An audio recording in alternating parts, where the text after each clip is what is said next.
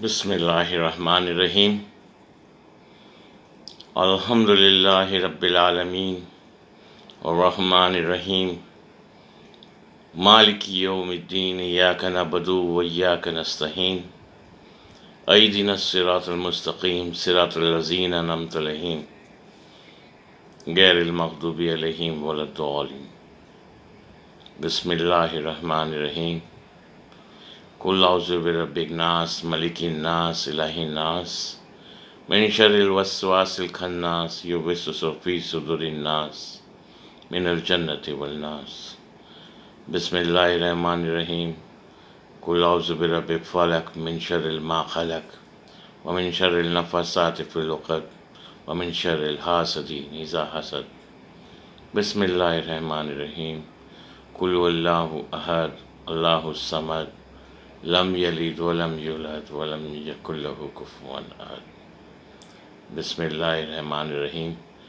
لا الہ الا اللہ انت سبحانک انی کنت من الظالمین بسم اللہ الرحمن الرحیم ان اللہ و ملائکتہ یصلون علی النبی یا ایھا الذین آمنوا صلوا علیہ وسلموا تسلیما اللہم صلی علی محمد و آل محمد اللہم صلی علی محمد و آل محمد اللہم صلی علی محمد و آل محمد۔ اتوار کا دن 31 مئی 2020 شوال کا 8ویں تاریخ۔ اس وقت صبح 3:27 ہوئے ہیں اور میں آپ سے مخاطب ہوں۔ صبح کا پہلا پہر، اللہ کا نام، میں اور آپ۔ ہم کتنے خوش قسمت ہیں، اللہ کے شکر گزار ہیں۔ اللہ تعالیٰ ہم پر کتنا مہربان ہے، اس کی کتنی عنایتیں ہیں، اس کی کتنی کرم ہے، مہربانیاں ہیں جس کو ہم گن ہی نہیں سکتے۔ وہ کتنی ہم سے محبت کرتا ہے، اس کا اندازہ ہم کبھی لگا ہی نہیں سکتے۔ وہ رب العالمین ہم پر اپنی عنایتوں کی بارش کر رہا ہے، اپنی مہربانیاں قائم کر رہا ہے، ہمیں سیدھے راستے کی رہنمائی کر رہا ہے۔ اور اس نے قرآن میں لکھا ہے، سورہ نساء کی آیات نمبر 35 میں، پس یقیناً اللہ تعالیٰ جس کو چاہتا ہے گمراہی کا حکم دیتا ہے اور جس کو چاہتا ہے اسے ہدایت دیتا ہے، پس ان پر حسرت کرتے ہوئے تمہاری جان نہ چلی جائے۔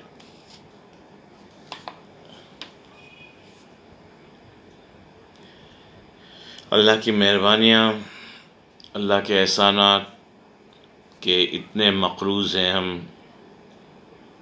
کہ سارے کائنات کی جتنی بھی درندے چرندے پرندے،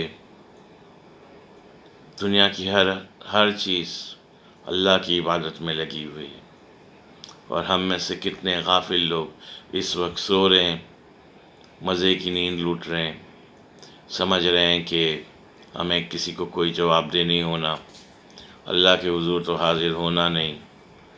اللہ تو رحمت بخشنے والا ہے، لیکن انہوں نے اپنی اسی دنیا کو سمجھا ہوا ہے، اور سمجھ رہے ہیں کہ یہی دنیا ان کے لیے ہے اور اس کے بعد آگے کچھ نہیں۔ تو کل میں نے وہ تمام ذکر اللہ تعالیٰ کے حضور جو کچھ میری نالج میں تھا میں نے شیئر کیا، اور مزید اسٹڈی کرتا رہ رہا ہوں، اسٹوڈنٹ ہوں، قرآن کا ہوں، نبی صلی اللہ علیہ وسلم کی ہدایت پہ چلنے والا ایک ادنا سا گنہگار سا انسان ہوں۔ اس کی رحمتوں اور اس کی نوازش کا انتظار ہے ہمیشہ، اور ہمیشہ یہ میری خواہش ہے کہ زندگی کی آخری سانس تک میں رب العالمین کے سامنے، نبی صلی اللہ علیہ وسلم کے سامنے جب یہ دنیا چھوڑوں تو میں شرمندہ نہ ہوں.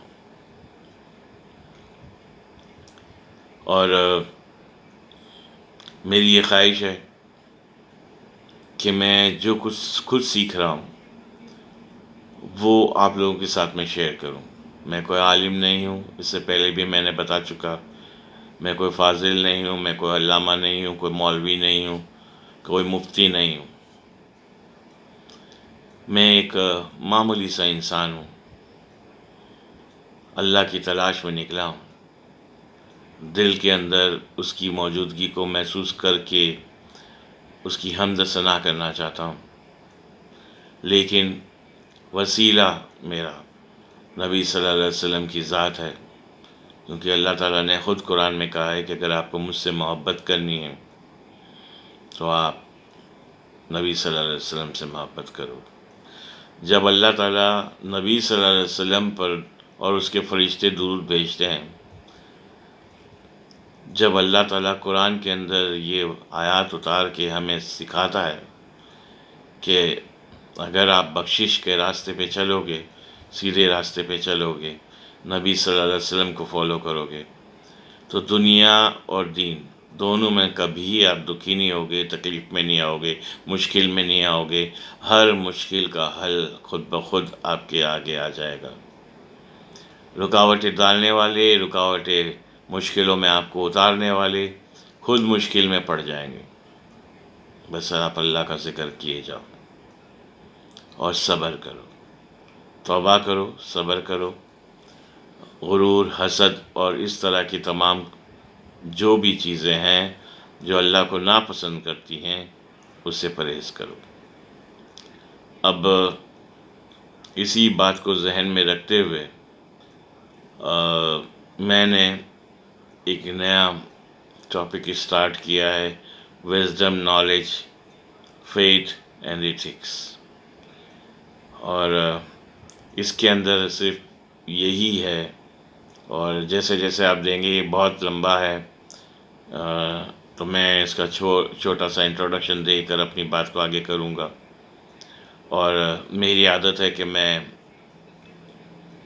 بہت آرام سے بولتا ہوں، تیز نہیں بولتا ہوں. اور جو کچھ میں کہتا ہوں وہ میرے دل سے نکلنے والی آواز ہے. مجھے اللہ تعالیٰ جو کچھ میرے زبان میں الفاظ ڈالتا ہے وہ میں آپ کے سامنے بول دیتا ہوں. اور اللہ سے امید باندھے ہوں کہ اللہ تعالیٰ مجھے ہمیشہ صراط المستقیم پہ قائم رکھنا. ان تمام لوگوں کے لیے بھی صراط المستقیم پہ قائم رکھنا، ان تمام لوگوں کو بھی ان کی مشکلیں آسان کرنا، ان کی بیماری، بلائیں، آفتیں دور کرنا، انہیں نیکی کی طرف چلانا، برائی سے بچانا، کسی کا قرضدار اور محتاج مت کرنا، ان کی روزی رزق میں برکت دینا، ان کی تکلیفیں دور کرنا. اور تو ہی ہے جو ساری مشکلوں کو دور کرنے والا، تیری ہی ذات ہے جو ہمیں اپنی پناہ میں لے کر کے ہمیں ہر مشکل سے بچاتی ہے. اور تو ہی وہ ہے جس کے بغیر نہ ہم جی سکتے ہیں، نہ ہم مر سکتے ہیں. اور ہمارا ہر قدم تیری طرف نہ بڑھے تو یہ قدم اگر جب تیری طرف نہیں بڑھتا تو اس کا مطلب گویا ہمارے آگے پیچھے شیطان لگا ہوا ہے اور شیطان ہمیں بھٹکا رہا ہے. تو اس کی حفاظت بھی ہے خداوند کریم، وہ بھی تو ہی ہے. کیونکہ faith in God makes everything possible. اگر مجھے تجھ پر بھروسہ ہے اور پورا یقین ہے تو میرے خدا، مجھے اس بات کا بھی یقین ہے کہ جو میری سوچ ہے، سمجھ ہے، میرا جو راستہ ہے، اس راستے میں تو میرا مددگار بنے گا. اور تو ہی میری شان ہے، آن ہے، بان ہے، میری پہچان ہے. میری اپنی تو کوئی اوقات ہی نہیں. تو میں نے سوچا کہ وضاحت سے اور گفتگو کی جائے اس معاملے میں، اور مل کر کے یہ سوچا جائے کہ اللہ کی تلاش جو ہے، اللہ کے بتائے ہوئے راستے کی تلاش، حکمت، علم، ایمان، اخلاقیات، اللہ پہ بھروسہ، اور ہر چیز کو ممکن جو بناتا ہے خدا کی ذات، اس کے بارے میں سوچا جائے۔ تو آج یہ میں پہلا حصہ آپ کے سامنے یہ پیش کر رہا ہوں، اور آہستہ آہستہ یہ بڑھتا چلا جائے گا، اور امید ہے کہ آپ لوگ اس کو غور سے سنیں گے، اور میرے ساتھ اللہ تعالیٰ کی رضا کے لیے، اللہ تعالیٰ کی محبت میں ہم اکٹھے ہو کر کے اپنے آپ کے اندر ڈھونڈیں گے، سرچ کریں گے مل کے کہ ہم کس راستے پر ہیں، سچ کے، حق کے، اللہ کے نبی کے، یا شیطان کے۔ تو اب یہ پہلا حصہ ہے جس کے اندر میں یہ بات شروع کرنا چاہ رہا ہوں، اور یہ راستہ آسانی کا ہے، اللہ کی طرف کا جو راستہ ہے، جو بھی راستہ ہے جو قرآن کے اندر دیا گیا ہے، اللہ نے جو ہمیں گائیڈ کیا ہے، وہ آسانی کا راستہ ہے۔ اور یہ اللہ جو آگے جا کر کے میں بتاؤں گا، شمس تبریز کی جو ایک پوئٹری ہے، خود سے خود کو چھپا کے رکھا ہے، وہ تیسرے میں آئے گا، جس کو نصرت فتح علی نے بہت اچھی طرح سے اللہ اللہ کے اس پہ کہا ہے۔ وہ بعد میں آگے بات کرتا ہوں۔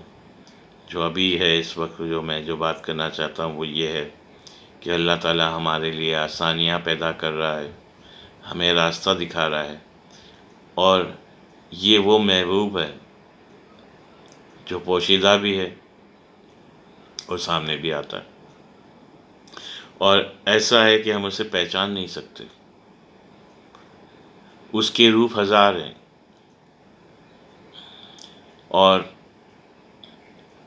ایک مرتبہ ایک شخص نے اللہ کے حضور دعا کی کہ یا اللہ، تو مجھے کسی بھی طرح اپنی نور سے، اپنے جلوے سے اور اپنی کرامات سے مجھے تو اپنی حقیقت کو بتا۔ اللہ تعالیٰ نے اس کی دعا قبول کی، اور فقیر کے ڈریس میں اس کے دروازے پر آئے، اور اس سے صدا لگائی کہ کوئی ہے جو اللہ کے نام پہ مجھے دے دے۔ اس نے اتنا دھیان نہیں دیا، فقیر کو سوکھی روٹی گھر میں پڑی ہوئی تھی، وہ اٹھا کے دے دی کہ کوئی کھانے والا تو ہے نہیں، یہ سوکھی روٹی کون کھائے گا، چلو بھائی فقیر کو دے دو۔ آواز لگائی، اور وہ نوکر کے ہاتھ سے وہ سوکھی روٹی اس فقیر کو دے دی۔ صدائیں لگاتا رہا، اللہ تو کب آئے گا میرے گھر، کب مجھے جو ہے وہ یہ شرف بخشے گا کہ میں تیری خدمت کر سکوں۔ آواز آتی ہے، میں تو تیرے گھر آیا تھا، میں تو تیرے گھر آیا تھا۔ خود بہت حیران ہوتا ہے کہ کیسے آئے، مجھے تو پتہ ہی نہیں۔ بولا تجھے یاد ہے وہ فقیر آیا تھا، وہ صدا دے رہا تھا، اور تو نے اپنے نوکر کے ہاتھ سے اس کو سوکھی روٹی جو کوئی کھا نہیں سکتا تھا وہ تو نے دے دیا۔ وہ فقیر نہیں تھا، وہ میں تھا۔ ہمیں نہیں معلوم کہ ہمیں اللہ تعالیٰ کس روپ میں ملتا ہے، ہمیں ہم سے روز ملتا ہے، کبھی کس روپ میں، کبھی کس روپ میں، کبھی کس روپ میں، ہم اس کو پہچان نہیں سکتے، ہم اس کو جان نہیں سکتے، لیکن وہ ہمارے اڑوس پڑوس میں ہر وقت موجود ہے۔ جب وہ شہر کے قریب موجود ہے تو کیا وہ ہمارے اڑوس پڑوس میں موجود نہیں ہوگا؟ کتنے لوگ ہیں ہم میں سے اس بات پہ یقین کرتے ہیں کہ اللہ تعالیٰ ہمارے ساتھ ہے، ہمارا پروٹیکٹیو ہے۔ کتنے لوگ ہم بھروسہ کرتے ہیں کہ یہ شکر ہے آج اللہ نے ہمیں سانسیں دی ہے، اس کا شکر ادا کرنے کے لیے، توبہ کے لیے، یہ دنیا دیکھنے کے لیے، یہ دنیا کی خوبصورتی کو محسوس کرنے کے لیے۔ کتنے لوگ ہیں ایسے، اور کتنے لوگ ایسے بھی ہیں جو اس دنیا کے اندر سمجھتے ہیں کہ ان کو ایک دن مر جانا ہے، آخری سانسیں لے رہے ہیں، لیکن اس کے باوجود گناہ کا کام نہیں چھوڑ رہے۔ انہوں نے اسی دنیا کے اندر اپنے لیے جنت بھی بنا لی، اپنے طور پہ بڑے محل بھی بنا لیے، لیکن دل بہت چھوٹے۔ اللہ تعالیٰ ہم سے، آپ سے، سب سے یہ چاہتا ہے کہ ہم خود کتنی بھی تکلیف میں ہوں، ہم سخاوت کریں، دوسروں کا ہاتھ بٹائیں۔ کتنے ایسے واقعات کتنی بار ہوئے ہیں جب کتنے اب یہاں پر ایک نیا ٹریڈ شروع ہو گیا کہ ہر مانگنے والا جب وہ آتا ہے تو ہم اسے کوستے ہیں، گالیاں دیتے ہیں، اس سے بدتمیزی کرتے ہیں، اسے برا بھلا کہتے ہیں، کیا عادت ہو گئی ہے اس کو مانگنے کی۔ بھائی آپ جانتے ہیں کیا اس سے کہ وہ کون ہے؟ نہیں جانتے تو آپ کیوں کہتے ہیں؟ نہیں دینا ہے نہ دیں، برا بھلا کیوں کہتے ہیں؟ وہ بیچارہ اگر کوئی بچوں کے ساتھ میں بھیک مانگ رہا ہے، کس کو شوق ہے بھیک مانگنے کا؟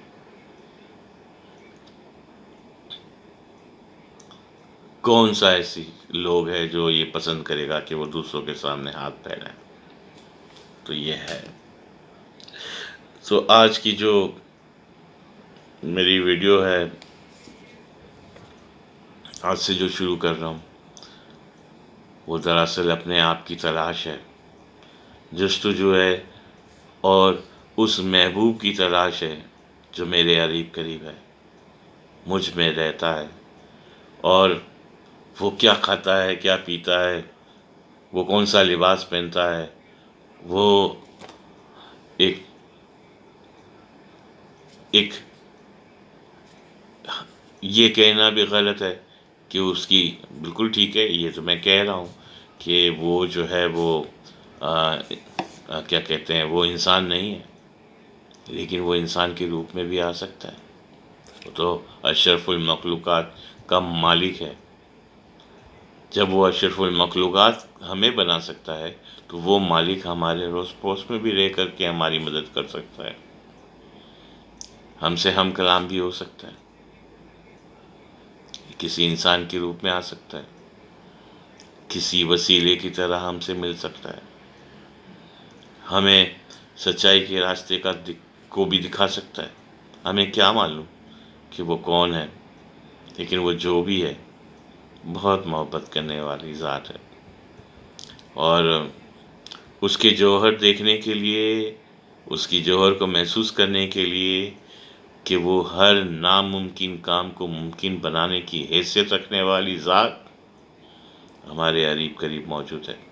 صرف ہمیں ڈھونڈنا ہے اور اپنے دل کو نرم کرنا ہے، اور یہ ایسا تبھی ممکن ہے کہ ہم جو ہے وہ علم کے سمندر میں گوتے لگائیں، قرآن کو رٹے نہیں، پڑھے نہیں، سمجھیں۔ علم کا سمندر قرآن کے اندر ہے، اور جو گوتے سمندر قرآن کے اندر لگاتا ہے تو وہ تہہ تک جائے گا، تبھی اسے موتی ملے گا۔ قرآن رٹ لینے سے، قرآن یا حافظ قرآن ہو جانے سے، جس کا مطلب ہی کوئی نہیں، کوئی بڑی بات نہیں ہے، جب تک اس کا مطلب آپ نہیں سمجھتے۔ میں یہ نہیں کہتا کہ حافظ قرآن پڑھنا نہیں چاہیے، خدا نخواستہ میرا یہ مقصد نہیں ہے کہ بچوں کو پڑھائیں نہیں، بالکل پڑھائیں، لیکن اس سے کہیں گنا زیادہ بہتر ہے کہ آپ اسے مطلب کے ساتھ پڑھیں۔ مجھے اپنے زندگی کا ایک واقعہ یاد آ رہا ہے جو بچپن میں میرے والد کے ساتھ میں گزرا ہے، تو میں ساتھ ساتھ میں اس کو جوڑ رہا ہوں. یہ حالانکہ اس کی ضرورت نہیں، لیکن یاد آ گیا تو جوڑ رہا ہوں. میرے والد کی عادت تھی بچپن سے مجھے صبح صبح اٹھانے کی. وہ بھی صبح صبح عبادت کے لیے اٹھ جایا کرتے تھے. تو میں بہت بچہ سا تھا، تقریباً 8 9 10 سال کا ہوں گا، مجھے بھی اٹھا دیا کرتے تھے، لے جاتے تھے اپنے ساتھ میں مسجد میں، عبادت بندگی کیا کرتے تھے. پھر عبادت بندگی کرنے کے بعد، نماز وغیرہ پڑھنے کے بعد، وہ ان کی ایک عادت تھی کہ وہ وہاں سے سیدھے جو مسجد اور عبادت گاہ سے سیدھے جو ہے وہ اپنے کام دھندے کے لیے اپنا، اس وقت ہماری شاپس تھی، وہ مینوفیکچرنگ کی تھی، لیکن وہ اسکوٹرس کے کیریئرس جو بناتے ہیں وہ میرے والد نے ایجاد کیا پہلے کراچی میں. جو اسکوٹر 50 70 کے اندر جو کیریئرز ہیں وہ لگتے ہیں میرے والد کی بنائی ہوئی. تو وہ صبح صبح جاتے، شٹر کھولتے، اور سب سے پہلے جو لیتھ مشین ہے وہ کھولتے، اور سب سے پہلے جو کرومنگ کا کام ہے وہ اپنے ہاتھ سے شروع کرتے، اگربتی جلاتے. یہ ان کی عادت تھی. پھر مجھے بھی لے گئے. جیسے تھوڑا تھوڑا بڑا ہوا تو مجھے وہاں پہ ایک مولوی صاحب تھے، اور اس مولوی صاحب کے پاس مجھے انہوں نے قرآن کو پڑھنے کے لیے، سکھانے کے لیے انہوں نے بھیج دیا.